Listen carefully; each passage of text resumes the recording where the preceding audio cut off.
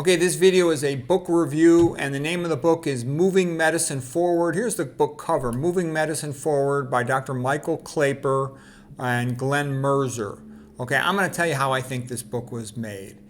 It reads pretty much like Dr. Klaper when he makes a video. It's conversational. You know, he's a smart guy, and he's got lots of experience. I think he's been a vegan since the early 1980s.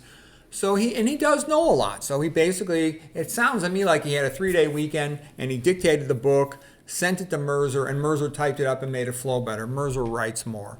That's the impression I got. The book had about 5 black and white drawings in it. They were decent, nothing special. To me, you know, Dr. Klaper has some new company, I don't know how long it's been around, called Moving Forward. So the impression I got was like he wrote this book just to have a quick introductory text for people who have something to do with his company. He can say, here, read my book, okay? But I'm going to tell you what, I give it about 5 out of 10 stars. You know, he has the basics correct. He knows the basics of nutrition, and he is honest about, look, you know, these high-fat diets make people fat and sick, okay? He says if you're trying to lose weight, avoid nuts and seeds. I thought that was kind of funny because he otherwise promotes them, okay? Because you have to do that. If you want to be interviewed, if you want to be in the popular club, you can't be criticizing things too much. And I thought the book was also kind of wimpy. He's not going to criticize anything too much. He doesn't want to offend anybody, ruffle any feathers. You know, and I'm sorry, but, you know, I like the way McDougall was. McDougall says, here's what I think of the paleo keto carnivore. They're a bunch of liars, okay? That's what I think too. Whereas, you know, Klaper's like, oh, you know, consider the opinions of all these. He, at the end of his book, by the way, he recommends all these people, all these lots of high-fat phonies, lots of paleo keto carnivores. And I'm like, all of them are to be recommended that other people should seek more information to them, buy their books, go to the YouTube channel, but not me. He doesn't say anything about me. He never mentions me, good or bad. He never mentions Jeff Nelson and VegSource, okay?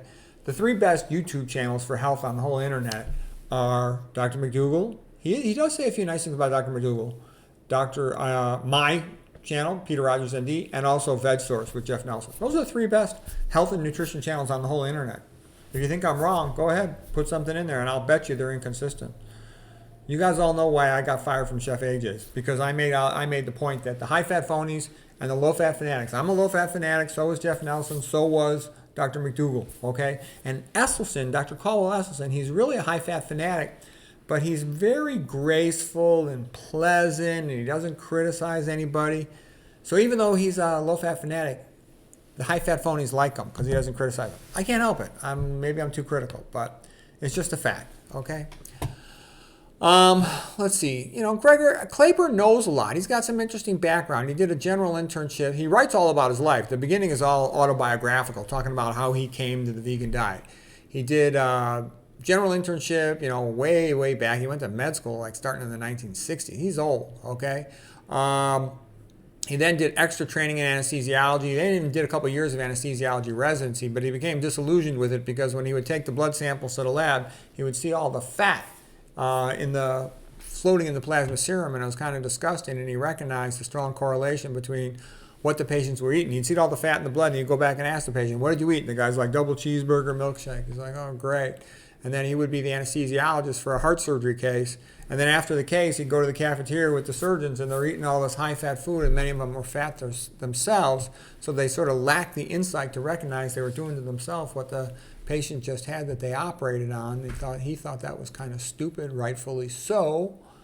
In terms of his writing style, it's pleasant. You know, he's an intelligent, pleasant guy when he speaks, and you know, my favorite video I ever saw for him on the internet was the one that olive oil is not good for you. I think he did an excellent job with that.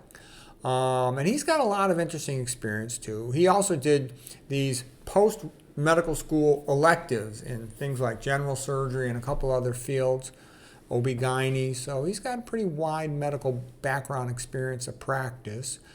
He worked at True North for a couple of years, so he's got experience with their low-fat vegan diet and with fasting people.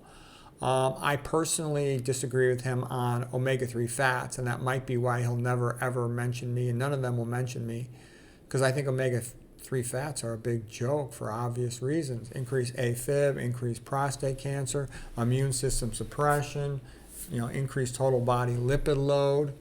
They're probably lipid peroxidized before you get them. Very often they come in the form of DHA, the end of the line of synthesis, low access to the brain, etc.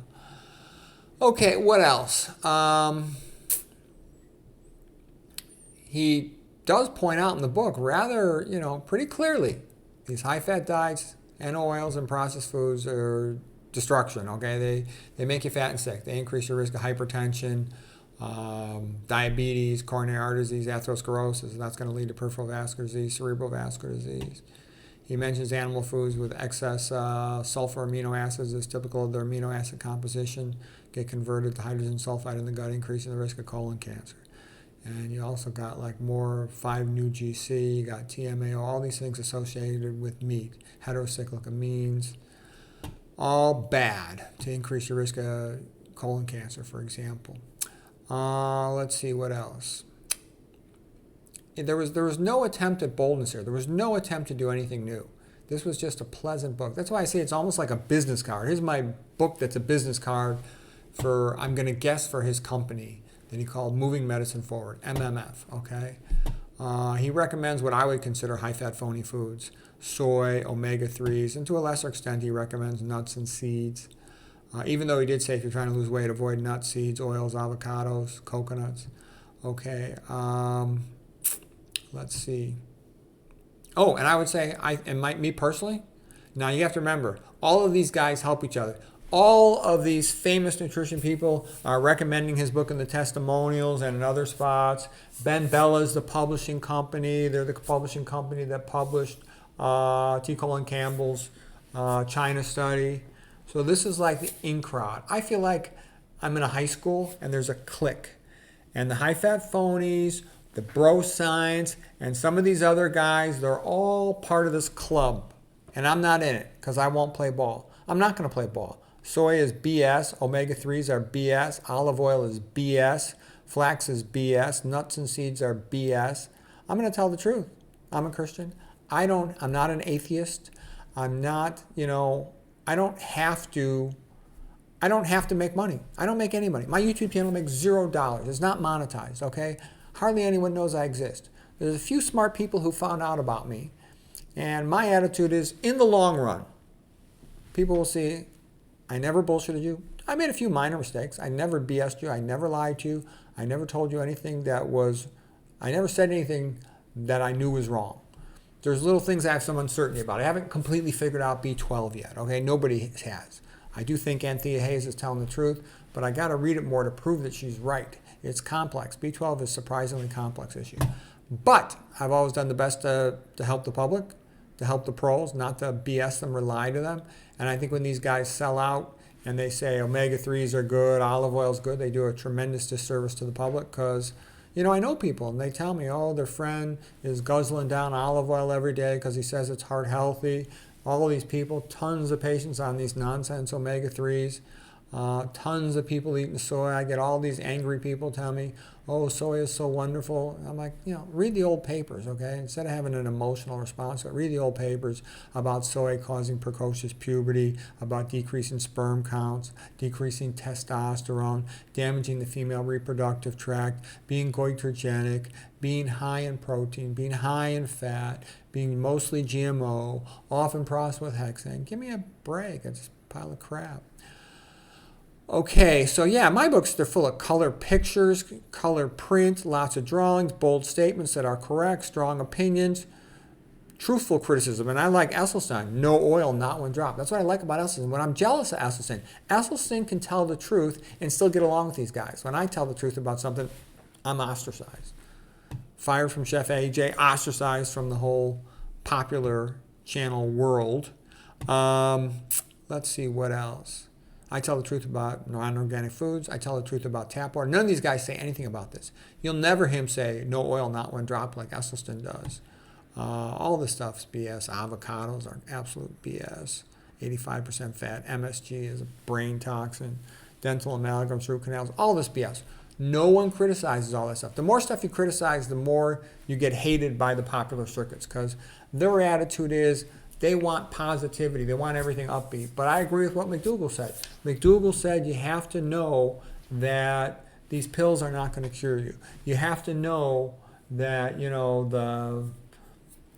these paleo, keto, carnivore, Atkins type diets, they're not going to help you long term. It's a marathon, it's not a sprint. So anyways, I always feel a little jealous, a little resentful, because I know I'm better than them, but I know I am exiled, ostracized, banned. But I'm right. And in the long run, that'll show. So anyways, there it is.